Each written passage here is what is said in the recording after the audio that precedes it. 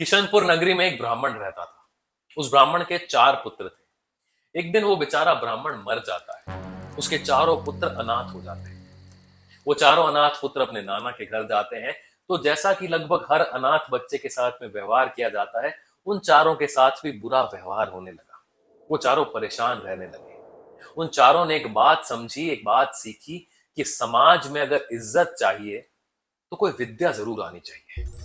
तो विद्या अर्जित करने के लिए वो चारों पुत्र 4 अलग अलग दिशा में चले जाते हैं। 1 साल बाद वापस मिलने के लिए जब वो मिलते हैं तो पहला पुत्र कहता है कि मैंने ऐसी विद्या अर्जित की है कि मैं किसी मरे हुए कंकाल को वापस जोड़ सकता हूं। दूसरा कहता है कि मैं उस पे मांस चढ़ा सकता हूं। तीसरा कहता है कि मैं उस पे अंग बना सकता हूं। चौथा कहता है कि मैं उसमें जान फूंक सकता हूं। एक दिन अपनी विद्याओं की परीक्षा लेने के लिए वो चारों एक जंगल में जाते हैं। वहां उनको कुछ हड्डियां पड़ी मिलती है। तो पहला उन हड्डियों को जोड़ देता है। दूसरा अपनी विद्या से उस पे मांस चढ़ा देता है। तीसरा अपनी विद्या से उस पे अंग बना देता है। तो उनको दिखता है कि एक शेर जैसा कोई रूप ले रहा है। चौथा उस बने हुए लोथ में जान फूंक देता है और शेर बन जाता है। जैसे ही वो शेर जिंदा होता है, वो उन चारों पुत्रों को मार देता है और खा लेता है।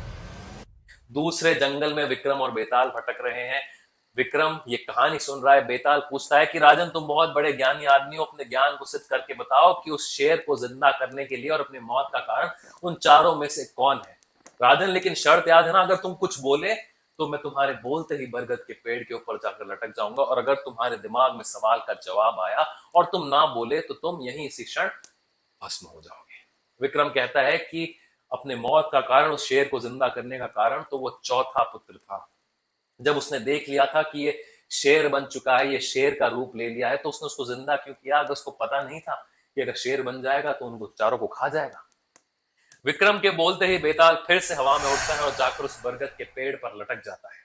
विक्रम बेचारा थका हारा उस पेड़ के ऊपर जागता है, उस पेड़ पर चढ़ता है, अपनी तलवार से उसका फंदा काटता है। बेताल जमीन पर गिरता है, फिर से हंसने लगता है। विक्रम उसको अपने कंधे पर लादता है और तपस्वी के पास ले जाने के लिए चलने लगता है। जंगल में एकदम सन्नाटा है।